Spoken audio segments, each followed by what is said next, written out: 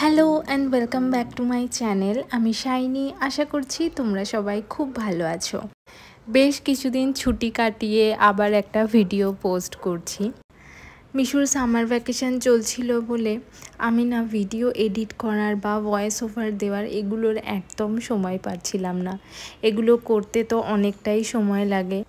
উইকে অ্যাটলিস্ট 3 থেকে 4 দিন আমি যোগা করার চেষ্টা করি, তবে মাঝে মাঝে একটু ইরেগুলারও হয়ে যায় যদি বাড়িতে কোনো এক্সট্রা কাজ থাকে বা যদি একটু শরীর খারাপ ফিল করি, সেদিনটা আমি তখন রেস্ট নিয়ে নিই। যোগাটা আমার খুবই ভালো স্যুট করে, মানে যখন আমি যোগা করি কন্টিনিউ খুব মানে এনার্জেটিক ফিল হয়, মানে প্রচুর নিজেকে প্রোডাক্টিভ মনে হয়, প্রচুর কাজ করতে পারি। কিন্তু যখনই গ্যাপ হয়ে যায় না, তখনই কীরকম একটা ল্যাথার্জি চলে আসে। আমি বুঝতে পারি যে মানে যোগাটা বন্ধ করেছি বলেই মনে হয় এটা হচ্ছে।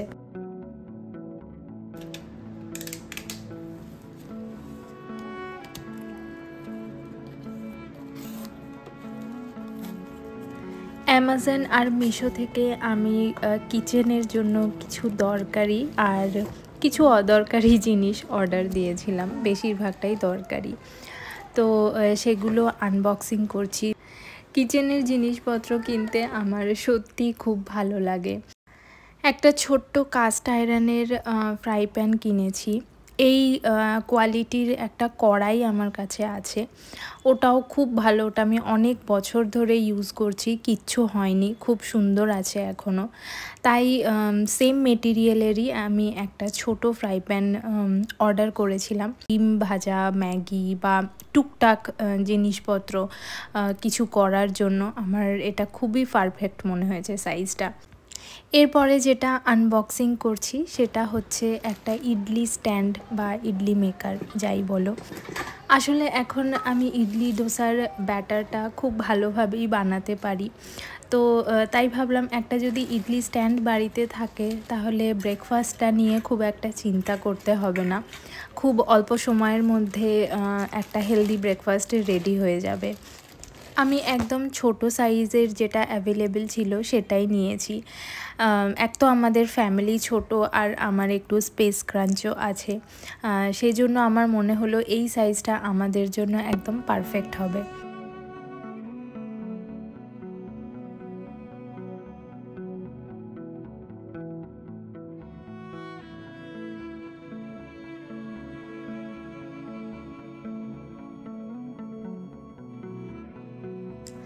আমি একটা কাস্ট আয়রনের দোসা তাওয়াও কিনেছি। একটু যদি রিসার্চ করে কাস্ট আয়রনের জিনিসপত্র কেনা যায় তাহলে খুবই ভালো হয়। আর কাস্ট আয়রনের যে কোনো ইউটেনসিলস একটু মেনটেন করতে হয়। যদি একটু ভালোভাবে মেনটেন করে ইউজ করা যায় তাহলে কিন্তু অনেক বছর অবধি খুব ভালোভাবে, মানে লাইফ টাইমই বলা যেতে পারে, ইউজ করতে পারা যায়। এটা ব্যবহার করার জন্য আমি খুবই এক্সাইটেড। শুধু দোসা নয়, এটাতে যে কোনো ধরনের চিলা বা পিঠে বা অল্প কিছু হালকা যেটা শ্যালো ফ্রাই আমরা করি অনেক সময়, সেগুলোও কিন্তু সুন্দর করা যাবে। এবারে দেখাই একটা অকাজের জিনিস, মানে এটা আমার না কিনলেও চলতো কিন্তু আমি কিনেছি। মানে এটা আমি ইন্টারনেটে এত দেখেছি আর এই জিনিসটা অ্যাকচুয়ালি এত সুন্দর লাগতো দেখতে, ভাবলাম যে না, এটা একটা অ্যাটলিস্ট অর্ডার করে দেখি, যদি না পছন্দ হয় আমি রিটার্ন করে দেবো।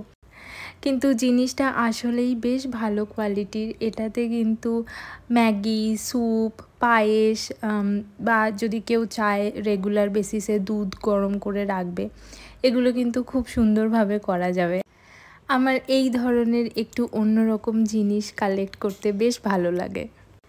নেক্সট আমি 4টে একটু বড় সাইজের বাটি অর্ডার করেছিলাম, যেগুলোতে মানে ইজিলি মাছ বা চিকেন বা কোনো তরকারি সার্ভ করতে সুবিধা হয়। আমার কাছে যে সাইজের বাটিগুলো আছে সেগুলো একটু ছোট বলে না সার্ভ করতে একটু অসুবিধাই হয়। এই বাটিগুলোতে সুন্দরভাবে সার্ভ করা যাবে। তোমাদের যদি কোনো প্রোডাক্টের লিংক লাগে আমার কমেন্ট সেকশনে চেক করো, আমি সেখানে লিংক প্রোভাইড করে দেব।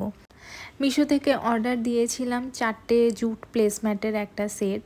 আর এটার কোয়ালিটি আর ডিজাইন সব কিছুই আমার খুব ভালো লেগেছে।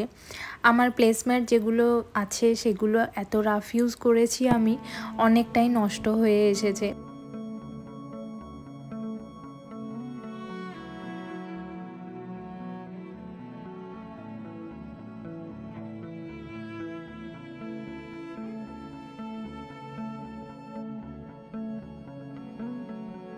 আমার লাস্ট পারচেজ হচ্ছে গিয়ে এই উডেন স্টুলটা। এটা অ্যাকচুয়ালি আমি অর্গানাইজার হিসেবে ব্যবহার করব, তোমরা দেখতেই পাবে সেটা।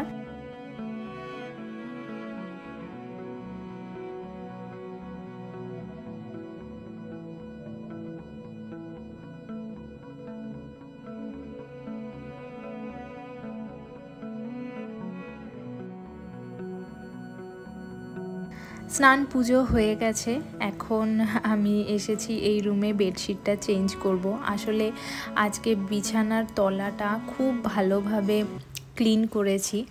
আর মানে প্রচুর সম্পত্তি বেরিয়েছে, যেগুলো মিশু মানে সাইড থেকে তলা থেকে যেখান থেকে পেরেছে ঢুকিয়েছিল। তো প্রচুর জিনিস খাটের তলা থেকে বের করেছি, তার সাথে প্রচুর নোংরাও বেরিয়েছে। তো সেই জন্য আমি আগে স্নানটা করে নিলাম। এর মাঝখানে আমি প্যাকিংও করলাম, কারণ 2-4 দিনের জন্য বাড়ি যাচ্ছি। কাল ভোরবেলাতেই বেরিয়ে যাব। শুধু খাবারের প্যাকিংটা রাতে করব। আমি যখনই ট্রাভেল করি, মানে বাড়ি যাই, তখনই মানে খাবার বানিয়েই নিয়ে যাই বাড়ি থেকে। আমি ইচ্ছে করেই আজকে একটা ফ্রেশ বেডশিট স্প্রেড করে যাচ্ছি, কারণ বাইরে থেকে এসে না আমার নোংরা ইউজড বেডশিট দেখতে একদম ভাল লাগে না। মনে হয় যে একটা ফ্রেশ বেডশিট থাকলে আমার মানে একটা কাজ অন্তত কম হয়। তো তাই আমি আগের থেকেই এই কাজটা করে রাখছি। এই সব হাবিজাবি কাজ করতে করতে অনেকটাই লেট হয়ে গেছে। লাঞ্চও বানানো হয়নি, আজকে লাঞ্চও বানাতে হবে। তবে লাঞ্চটা আজকে খুবই সিম্পল হবে, যদিও আমাদের রোজই সিম্পলই হয়। আমাকে কিছু বেডশিটও কিনতে হবে, কারণ বেডশিট একদম কমে গেছে। প্রায় 4টে মতো বেডশিট আমি ডিসকার্ড করেছি, একদম খারাপ হয়ে গেছিলো। আর খারাপ ঠিক হয়নি, মানে ইউজ করতে করতে একটা হয়ে যায় না, আমি অলমোস্ট সেগুলো প্রায় 5 বছর ধরে ব্যবহার করছিলাম। তো আর আমার ইউজ করতে ভালো লাগছিল না, একদম কীরকম যেন হয়ে গেছিলো। তো তাই সেগুলোকে ডিসকার্ড করলাম। এবারে একটু আমার বেডশিট শর্ট হয়ে গেছে।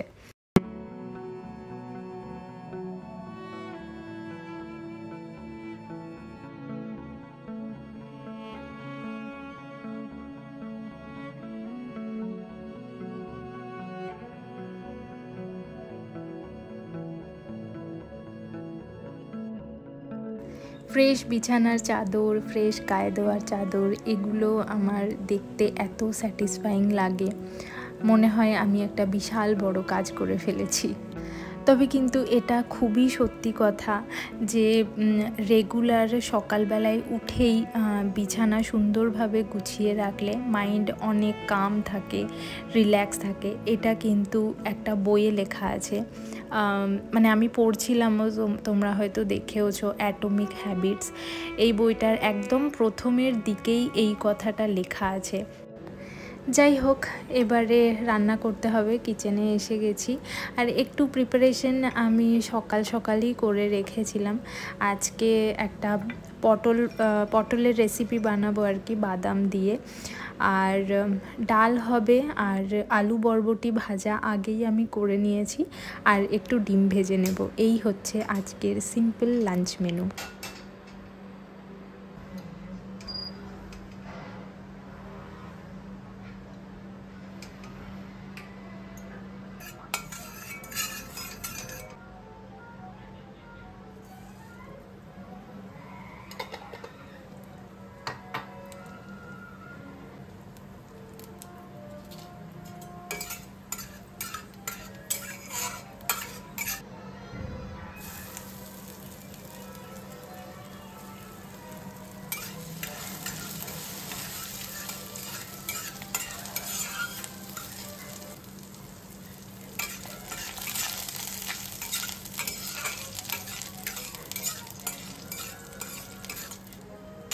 আজকে মটর ডাল বানাচ্ছি। ফোড়নে দিয়েছি একটু কালো জিরে, শুকনো লঙ্কা, একটা গোটা কাঁচা লঙ্কাও দিয়েছি। তারপরে দিয়ে দিলাম একটু আদা বাটা আর একটু বড় বড় করে কেটে রাখা টমেটো। সব কিছু একটু ভাজা ভাজা হয়ে যাওয়ার পরে একটু জিরে গুঁড়ো, একটু হলুদ গুঁড়ো, নুন, মিষ্টি পরিমাণ মতো দিয়ে তারপরে কষিয়ে নেব ভালো করে। টমেটোটা যতক্ষণে নরম হচ্ছে ততক্ষণে আমি একটু পটলের যে রান্নাটা করব সেটার প্রিপারেশনটা একটু করে নিই। একটু ঢাকা দিয়ে দিলাম, তাহলে তাড়াতাড়ি সেদ্ধ হয়ে যাবে টমেটোগুলো। এই রান্নাটার কোনো স্পেসিফিক নাম আমি বলতে পারবো না, কারণ এটাকে বাদাম পটলও বলা যেতে পারে, আবার পটল পোস্তও বলা যেতে পারে, কারণ আমি দুটোই মিক্স করে দিই। আর খেতে কিন্তু খুব টেস্টি হয় এটা। খানিকটা চিনে বাদাম আমি শুকনো খোলায় ভেজে খোসাগুলো ছাড়িয়ে আগেই রেখে দিয়েছিলাম। এর মধ্যে 2-3 টেবিল স্পুন মতো পোস্ত দিলাম। আমি এক্স্যাক্ট কোনো মেজারমেন্ট বলছি না, কারণ এটা কোয়ান্টিটির ওপর ডিপেন্ড করে তোমরা কতটা পরিমাণ বানাচ্ছ, সেই বুঝেই কিন্তু এই পেস্টটা রেডি করতে হবে। আমি এর মধ্যে একটা কাঁচা লঙ্কাও দিয়েছিলাম, আর অল্প অল্প করে জল দিয়ে পেস্টটা বানাবে। আজকে আমি একটু বেশি জল দিয়ে ফেলেছিলাম একবারে, তাই পেস্টটা একটু পাতলা হয়ে গেছে। এই তো হয়ে গেল আমার ডাল রান্না। ভিডিওতে দেখে মনে হয় কত তাড়াতাড়ি রান্না হয়ে যাচ্ছে, আসলে যে কতটা টাইম লাগে সেটা আমিও জানি আর তোমরাও জানো।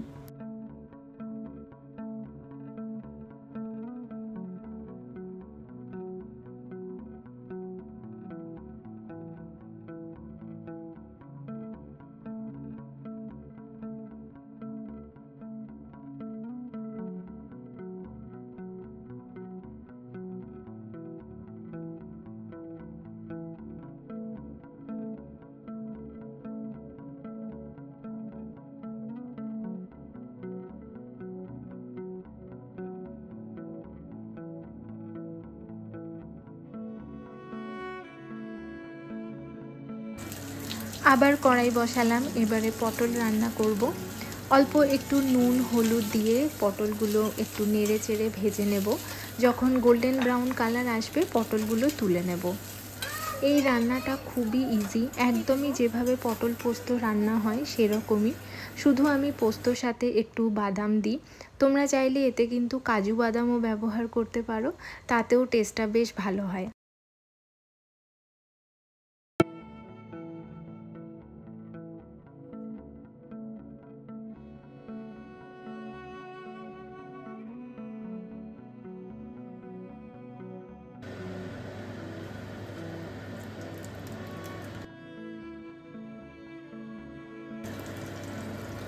আবার কড়াইতে তেল দিয়ে কালো জিরে, কাঁচা লঙ্কা ফোড়ন দিয়েছি। এবারে যে পেস্টটা বানিয়ে রেখেছিলাম সেটা দিয়ে দেব।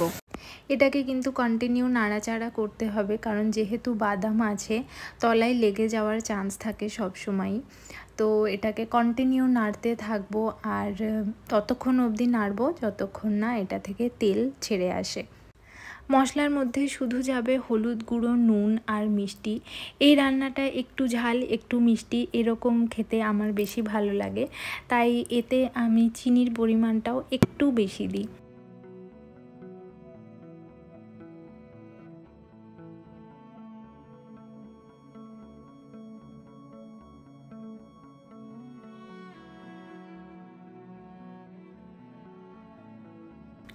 অলরেডি পেস্টটা থেকে তেল বেরিয়ে এসেছে, আর বাদাম পোস্তর যে কাঁচা গন্ধটা ছিল সেটাও চলে গেছে।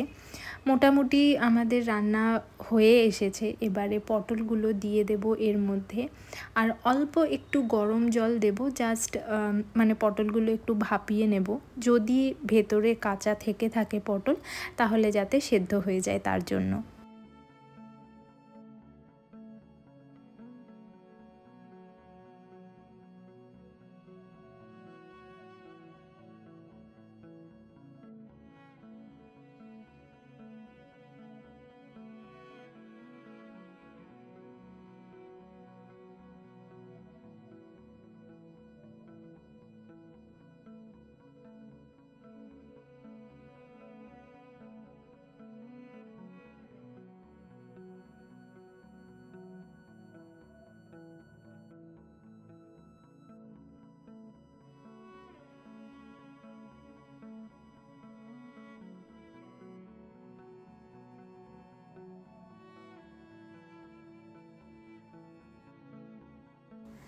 রান্না কমপ্লিট, দেখতেই পাচ্ছ। আমি 5 মিনিট মতো এটা একটু ঢাকা চাপা দিয়ে ফুটিয়েছিলাম, আর তাতেই কিন্তু সমস্ত জল টেনে নিয়েছে। এটা গরম ভাতে শুকনো শুকনো খেতে এত ভালো লাগে। আমার শিবমের দুজনেরই খুব ফেভারিট এটা।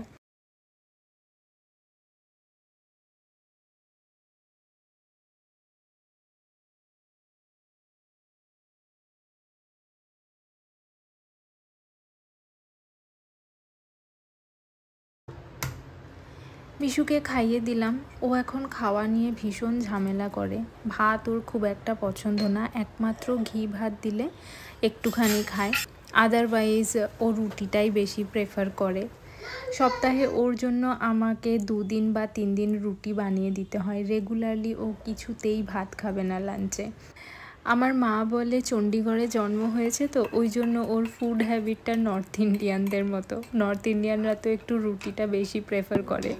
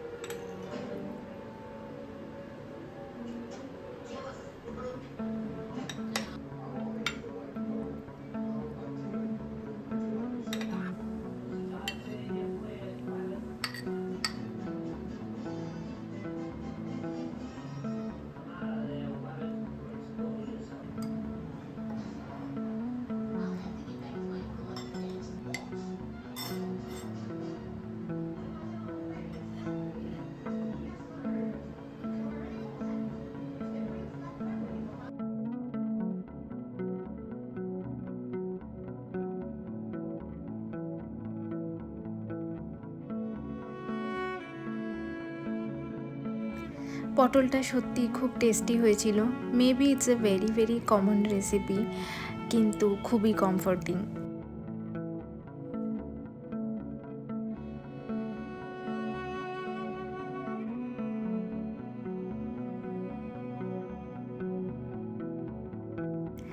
আমরা বেরিয়ে পড়েছি বাড়ির উদ্দেশ্যে। ভোর 4:30 বেরিয়েছি, আর এখন অলমোস্ট হাফ রাস্তা এসেও গেছি। রাস্তা বেশ ফাঁকা, আর এই হাইওয়েটা নতুন করে বানানো হয়েছে। এত সুন্দর লাগছিল দেখতে রাস্তাটা।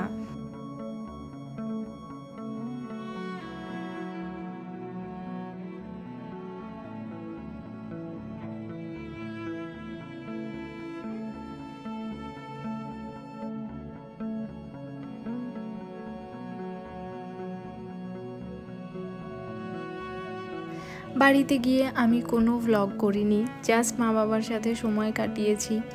মিশু মা বাবার সাথে খুব ভালো টাইম স্পেন্ড করেছে, এই আর কি। আমার বাড়ির আশপাশটা এত সুন্দর, চারিদিকে এত গাছ, সুন্দর সুন্দর রং বেরঙের বাড়ি, মাঝখানে মাঝখানে উঁচু উঁচু নারকেল গাছ। দেখতে এত ভালো লাগে। এখানেই না জানলার ধারে বসে ঘন্টার পর ঘন্টা কাটিয়ে দেওয়া যায়। আর এখানের জীবনযাত্রা অনেকটাই স্লো। শহরের মতো এত তাড়া নেই, ব্যস্ততা নেই। বেশিরভাগ মানুষজনই বলতে গেলে নয় গভর্নমেন্ট সেক্টরে কাজ করে, টিচার, আর না হলে রিটায়ারমেন্টের পরে জীবন কাটানোর জন্য এই জায়গাটা একদম বেস্ট। এইরকম শান্তিপূর্ণ জায়গা আর আছে বলে আমার মনে হয় না।